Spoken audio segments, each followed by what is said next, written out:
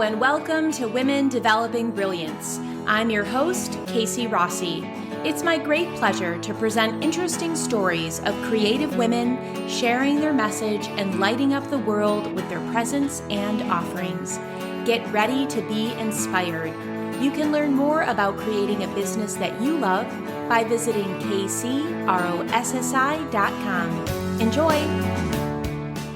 My guest today is Pragito Dove. She is a global authority on expressive meditation and the founder of the #1 Expressive Meditation Training School in North America. I loved my conversation with Pragito. We talked about one of my favorite topics, which is meditation.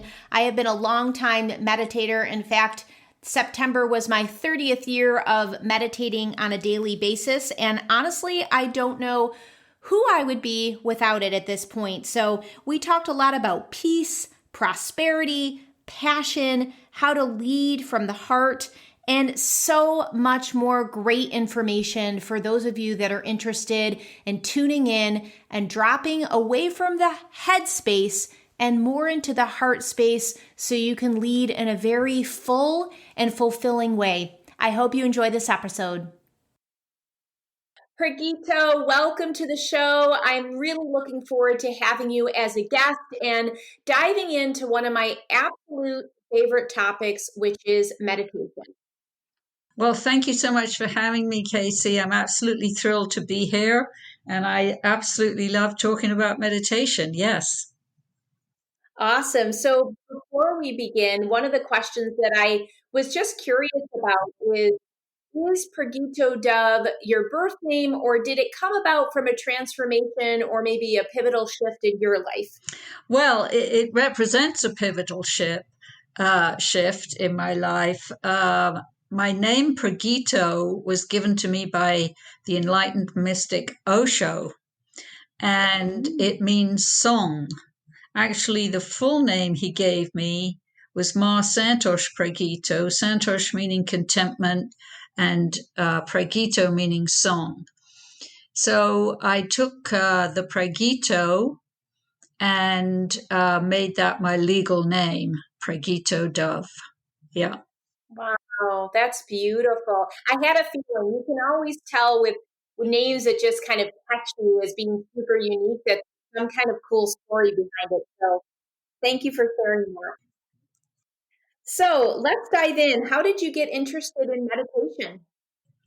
Well, I had a very challenging childhood. I had a cruel, abusive mother, and I was actually terrified of my mother. And I promised myself when I was a small child that I would find a way to heal myself because I knew that deep down in my heart, my soul, that it was possible to be happy in life, to have joy and love and all those good things. So I just promised myself when I was old enough, I would find a way to find that. And I did. But I had to do some seeking and searching. And I heard about Osho and his meditations. He was in Pune in India at the time. He passed away in 1990, about 20 years ago. So first of all, I heard about these expressive meditations of his, which got my interest because I had no success with meditation at all, with just sitting in silence, because I had such a crazy amount of turmoil in my mind. I had so much emotional turmoil and a lot of physical stress in my body. I used to smoke about 30 cigarettes a day and had a recurring back pain. And so I could not get into meditation at all, in the classic idea of meditation. But when I heard about these expressive techniques, I had to try them. And I tried some of them, like there's a shaking meditation, a laughter meditation, dancing, humming, a gibberish, a dynamic. There's a whole range of them. And I was so taken with them that I traveled to India with my baby son, as I was in the process of a divorce at the time, uh, to learn more, because I felt like I had my back up against the wall. I hadn't found anything that worked.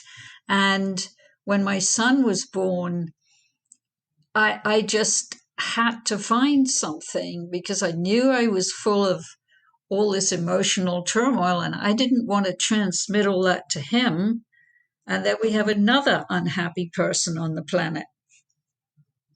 So I was quite almost desperate to find something that worked. Thank you. Yeah, that's incredible. And how long did it take you on your journey, like when you were doing a deep dive search and just knowing in your heart and soul that there was a better way and that joy could be there for you?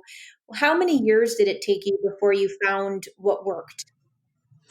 Well, it's a little bit hard to say. I mean, the feeling started as a small child, but I couldn't do anything about it till I was really in my 20s, after I'd finished college. And then from when I went to India, it took a few years. I ended up in India training in these meditations very extensively. I was invited to train as a teacher, which I didn't understand why they would want me as a teacher, because I felt like I was such a mess. But it turns out they could see something in me that I couldn't see in myself at the time. So that turned out to be a good idea. But it took a few years, yes. And I think if for everybody listening, it really is going to, one thing it depends is on your commitment and your willingness. And I had, and I still have, a very strong commitment to transforming myself, to healing myself, to being the best version of myself I can be. So that's an important part, that you are willing to do the work, that you're willing every day to do something towards your goal. Yeah. So yeah, it can take a few years, but I had some deep wounds, so if it's a person that isn't wounded as deeply as I was, then it can go much quicker. Sure. Absolutely. I'm curious because there are many different goals when people embark on a meditation path, and they could be something as, as simple as lowering blood pressure or getting grounded or feeling more centered or reducing anxiety. And then they could, of course, move to loftier goals of, becoming one with their oversoul and enlightenment. I'm curious with the difference between classic versus expressive techniques. The expressive techniques, such as the laughter and shaking and different, varieties that you mentioned, they seem to be keeping you in the body. And I'm wondering, for someone whose meditation goal is enlightenment, can they still experience that through an expressive technique? Oh, absolutely. Absolutely. I mean, the thing is about the body, I'm glad you brought that up, because what is enlightenment? Enlightenment is utter relaxation. That's what enlightenment is. It's not something outside of us up in the sky. It is a feeling of deep peace and ease and relaxation with life itself and everything that life presents to us in every moment. And the point of the expressive techniques is to throw out the inner clutter, throw out our anger, heal our pain, and come and live deep down in our center, which is 2 inches below the navel. Because what happened to me, and what happens to most people who have a lot of emotional turmoil or a lot of chatter in the mind, is we tend to either live in the head or want to just live outside the body because of the pain which you feel in the body.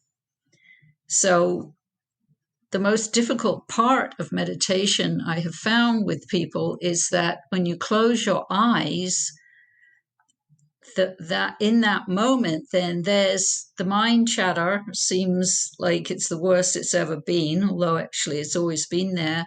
And you're also aware of any emotional turmoil you might have. Definitely. And it's so interesting because so many people even will comment that 2 minutes or 5 minutes can feel like an eternity, because I think we're very used to, on a whole, living on our devices, in our screens, scrolling through social. And as you mentioned, very much living in our head most of the time, unless it's a mindful practice of ours. I'm curious if you have tips on how we can stay more in the present moment, especially during these times of chaos. Yes, that is a great question, and staying in the present moment, because that's what meditation is. Meditation is being in the present moment. Meditation is awareness. So the first thing is to be aware if you are in the present moment or if you're in the future or the past, because those are our three options. And what can help us is, first of all, to be aware of that, and you have to make a decision to bring your awareness to each moment of each day. Am I present? Am I present here now? Because most of the time, actually, we're not. But a lot of the time we are, without realizing that that is what meditation is. And I have found personally, and so have so many of my students, that when we do some of these expressive techniques to throw out this inner clutter, it makes it much easier and quicker to drop deep down inside to our center. Mm. I can see that, absolutely. And you have to be conscious enough to even ask the question, am I present now? Exactly. Yes, you do. You do. So even having this conversation is good for those listening, because it's just to bring it to your awareness and ask yourself, am I in the present moment? And then the thing to look out for is to not judge yourself. Judgment lives in the mind, and people who've done research say that about 80% of our thoughts are negative, but certainly a large percentage of them are. And what we do is we judge ourselves with a lot of self-criticism, and that is not helpful. It's not helpful for anything, really. It is absolutely true. And I believe the research continues to say, of those 80% of the automatic negative thoughts, that there is a great percentage of those that are duplicates. Every single day, we're just kind of repeating the same automatic negative thoughts. And I see this come up often, especially with female entrepreneurs, when it comes to knowing their value and knowing what to charge. I know you speak about how we can change our money blueprints, and I would love it if you could share a little bit of wisdom on that topic. Yes, definitely. You're absolutely right about, especially women healers have a difficulty charging for their services or putting their rates up and so on. So when we're born, depending the family, the culture we're born into, we are blueprinted with a certain way of looking at life, and we just accept that as children. Sometimes some children, like I was very aware that I didn't like what I was being taught about life when I was a child. But for many people, it's unconscious, and they are blueprinted to look at life a certain way. And certainly, if we want to look at money, because there's a fear, lack, and scarcity mentality that is prevalent in many cultures, and this has been handed down generation to generation. And what that says is there isn't enough money, there isn't enough time, there isn't enough of this, there isn't enough of that. And many people live in that mindset. And then they hit this, when they become an entrepreneur, they kind of hit a glass ceiling where they reach this place of where that conditioning in them is saying, okay, you've made enough money this month or this year. You can't expect to make any more money than that. Money's the root of all evil, and we have all these phrases there which lurk around in our subconscious mind and prevent us from having an ability to attract more money in and to charge more.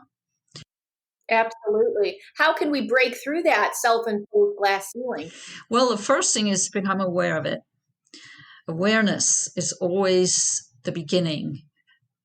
See if you notice, if you keep running into the same pattern of behavior, like I used to, I would run around with my credit cards, keep stacking up a great amount of money that I owed on my credit cards, and I'd pay it off, and then I'd run it up again, the same. And I just didn't seem to be getting anywhere till I made a decision that I was fed up with it. If other people could have a lot of money, so could I. What was different between me and them? So the decision was important. The awareness was important. And then I always recommend hypnotherapy. I mean, because I am a hypnotherapist, so I know how it works, that hypnotherapy works with the subconscious patterns to change them with the person's permission, of course. It's like updating the software, because it's actually very easy. We can simply go in there and change old beliefs, old decisions that you made, old habits, and create new ones. I mean, I've done it myself to be a very successful business owner now where I am now. So it can certainly be done, and I see that with all my clients. So that is definitely an option. That's amazing. That's amazing. So I know, Pragito, you have over 20 plus years of experience being an entrepreneur, and I'm wondering what your biggest business lesson has been in all of this time. My biggest lesson as an entrepreneur? Yes. I think it is to stay the course. Stay in business. Believe in what it is you offer, what you do, your own your authority on what you do, or own your medicine is another way of saying that. Because there's ups and downs, as I'm sure you know too, Casey, that in business everything isn't always an upward trajectory.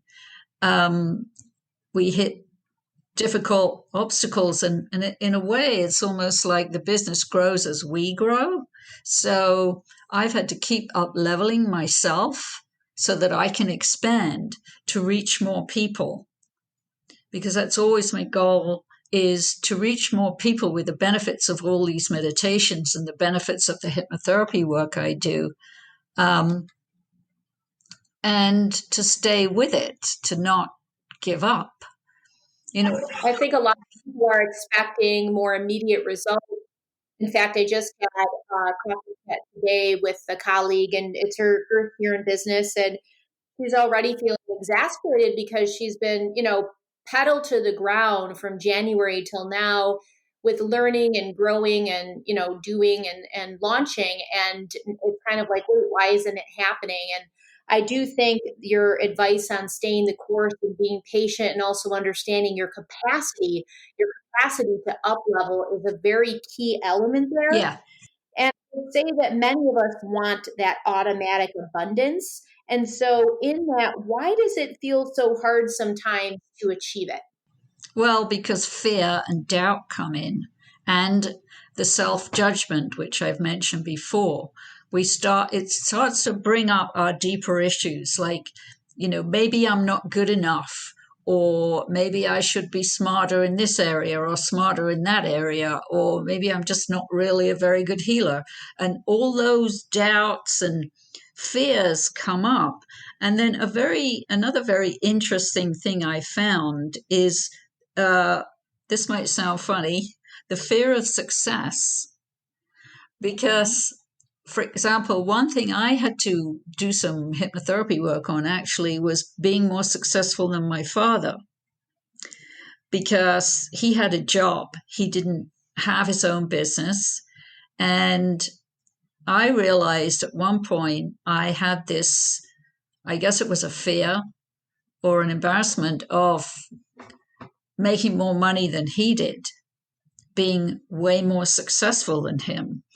And I mentioned my father because he was the only breadwinner in my family growing up. So we have these unconscious patterns in our subconscious that can be obstacles, if you like, within ourselves. And I think the best investment that we can make as an entrepreneur is to invest in ourselves. And absolutely. I'm so glad you brought that up in regard to that fear. And I think that it's very popular in the female entrepreneurial space to dim our light, whether we're trying to stay at an even level with our spouse or partner, or, any of those old paradigms or programmings where the man should be the breadwinner. yeah, I think there is a lot of self-imposed glass ceilings and a lot of dimming light. It's changing. And I feel like there is a female rising. Do you agree with that? And how are you seeing it show up in your world? Oh, absolutely. There's a female rising, and absolutely there has to be. I mean, I do think that women are naturally better healers and have a better way of communicating and bringing people together if there's divisiveness, if there's arguments. Because I think this is a big generalization I'm saying here, women in general are more grounded and more connected to their heart and their intuition, because the way that our society has been so male dominated for centuries, because this is the mind, which is the ego. And I think what needs to happen is that we all need to come down from to the heart and be ruled by the heart, so that we can access the wisdom of the heart and the wisdom of compassion and kindness, and not see it as weak, but it's actually strength. And I believe that love, which of course comes from the heart, is the greatest healing energy on the planet. And that's where our power is too. I love that. We all need bumper stickers for that. It's beautiful. I couldn't agree more. Did you ever just wish there was a group of high vibe women entrepreneurs that you could hang out with? A place where you could share your wins, get a biz question asked, and be around people that just get you? Well, there is, my friend. It's my Women Developing Brilliance Facebook group. I created a place on the web where like minds and open hearts could continue the conversations that we start here on the podcast. Fulfill your desire to develop friendships with women from around the globe, women who are on the solopreneur journey just like you. Now more than ever, we are craving authentic connections. Believe me, your voice matters, your work matters, and having the support of a close-knit community can make all the difference in the world.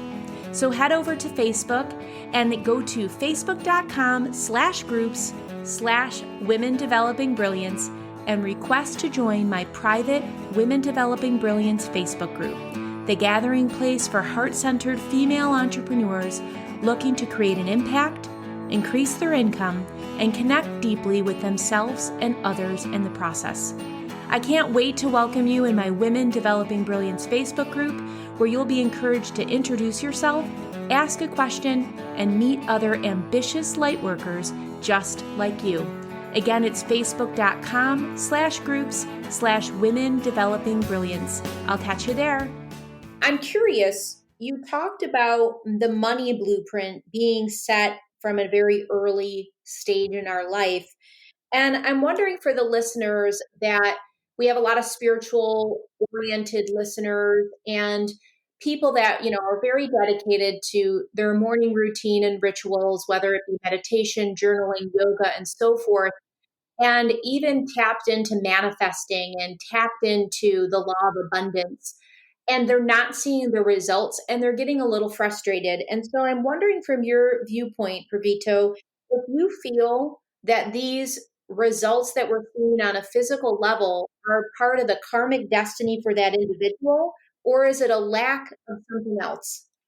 Oh, what a great question. Yes. Well, and I mean, another area of expertise of mine is the law of attraction. And with that, I always suggest there's 3 simple steps. The first step is to ask for what you want very clearly, because the more clear you are about what you want, the more likely you are to get it. It turns out a lot of people don't really know what they want. And so that's the important first step. Ask very clearly for what you want. Like, I want 3 new clients this month, or I want to bring in $40,000 this month. Very specific and very clear. Mm-hmm. The second step in this process is to give it attention.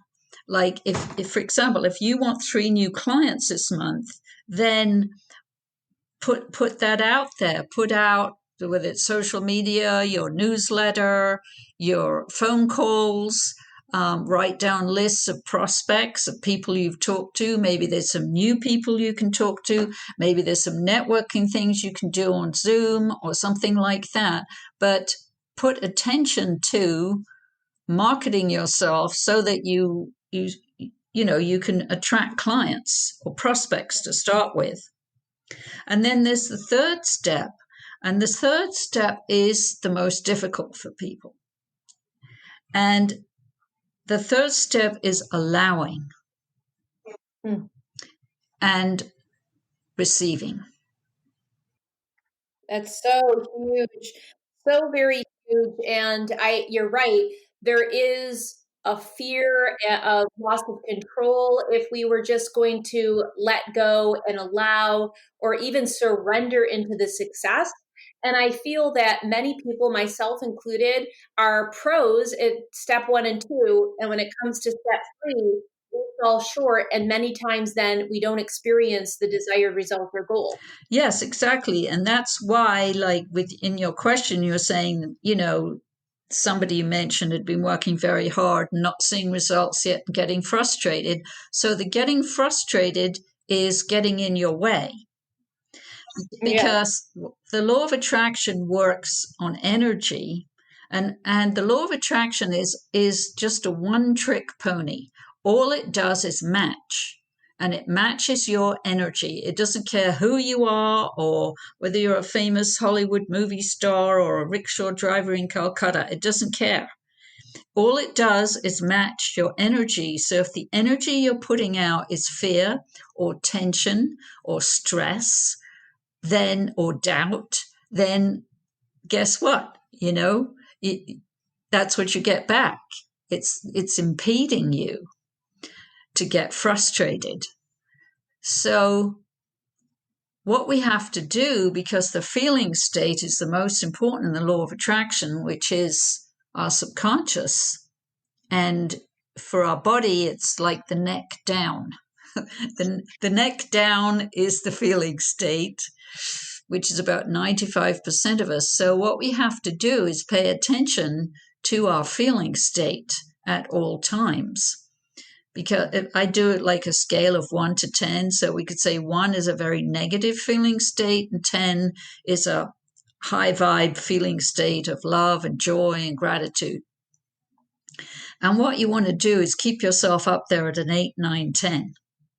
This is so the laughter meditation is extremely helpful for law of attraction. If you make a practice of the laughter meditation, for example, And again, the awareness. Notice if you're getting angry, impatient, frustrated, going into doubt and self-criticism and that kind of thing. First of all, just be aware that you're doing that. Then the second thing is, do not judge yourself. You must have compassion for yourself. It is what it is. Have great compassion for yourself, and then see what you can do to bring your vibes up to an 8, 9, 10.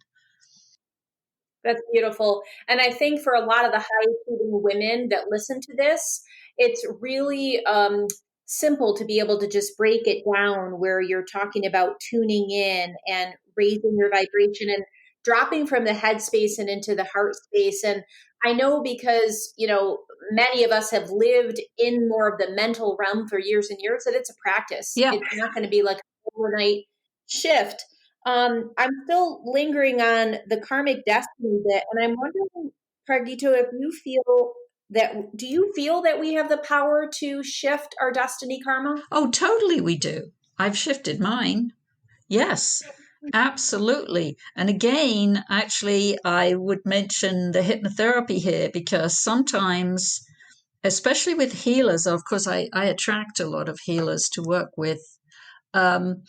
Is we want to heal any past lives in which, for example, we might have been burned at the stake or tortured by the Inquisition or something like hounded because we're a witch. Because then we come in this lifetime as a healer again, and then it's like, oh, well, who wants to be a healer when last time I got burned at the stake, and so certainly healing can be done in hypnotherapy that I know of, and maybe in other modalities, around those past life experiences so that we heal the fear of being a healer in this lifetime too, and find the courage and the strength of spirit to speak up and offer our services out into the world because they are so badly needed. So that is definitely something. And the other thing is healing our lineage, which I've also had to do. I sure took on a lot of things this lifetime. I'm healing my own karma and my family lineage karma, but that's that's apparently what I signed up to do this lifetime, so that's okay. So I've done a lot of personal work around that because there's a lot of poverty consciousness and fear and lack in my family lineage, which I've done a tremendous amount of work to heal, not just for myself, but for the souls who were in my lineage, so that when they come back into another lifetime, they will start at a higher vibe place. So Yeah, that's incredible. I'm curious, other than the law of attraction, how else can we use the spiritual laws to create real world success? well, the spiritual laws, first of all, we always start with awareness. You must bring awareness to your habits, to your connection to yourself, which is what meditation helps you with. To have that connection to yourself and your soul, or your spirit, if you like that word better, to the divine, because we are all divine beings in a body. We are also abundant beings in an abundant universe, and it's very important to connect to your divine self and ask for divine help. So it could be your angels, because everybody has a guardian angel, and we're all surrounded by angels and archangels. But we have to ask for help. They can't just help us if we don't ask for the help because of free will. So ask your angels for help, or your guides, or whoever it is that you pray for. And there's no judgment on here on who it is you pray to. It doesn't matter if it's that higher power, however you see it, if it's God, you know, it all works. It's what it means to you personally. I've worked with people who pray to Jesus. I've worked with people who pray to the Buddha. I've worked with people who pray to all kinds of different ascended masters.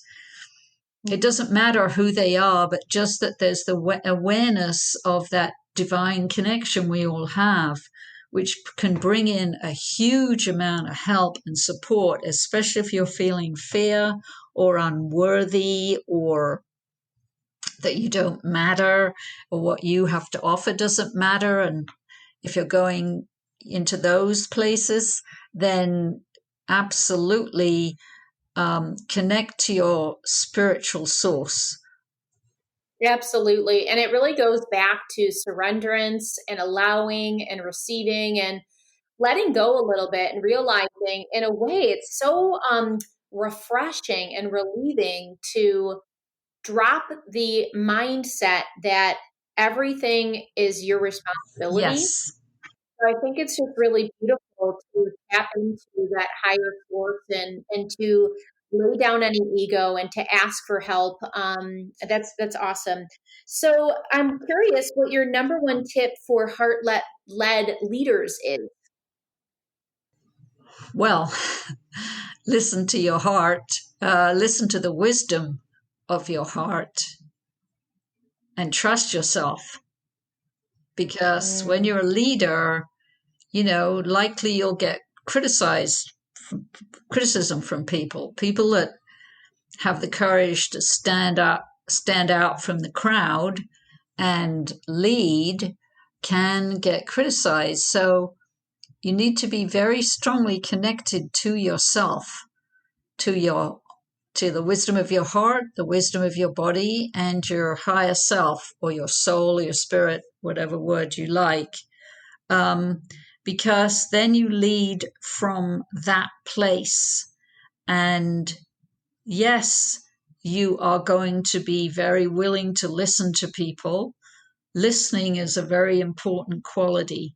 First of all, listening to yourself, and then listening to others helps, I think, a leader to really be a very good, excellent leader.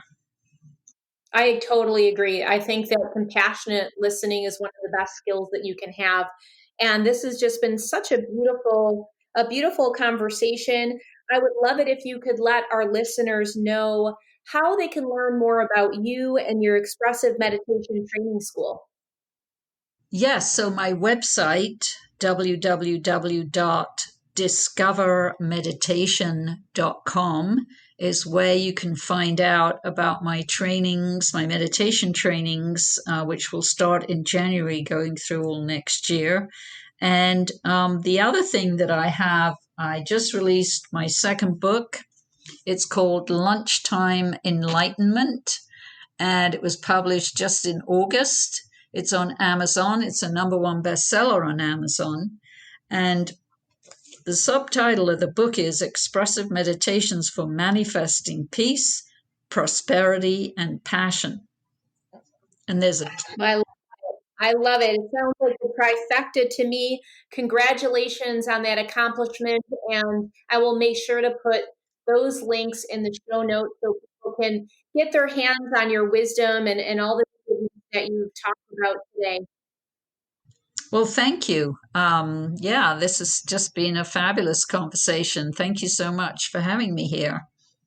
Truly, truly enjoyed it.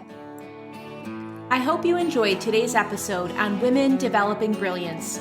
If so, head on over to Apple iTunes and subscribe to this podcast. And I'd be grateful if you could leave a review or a rating so more people can benefit from these inspirational stories about the solopreneur journey. Thank you.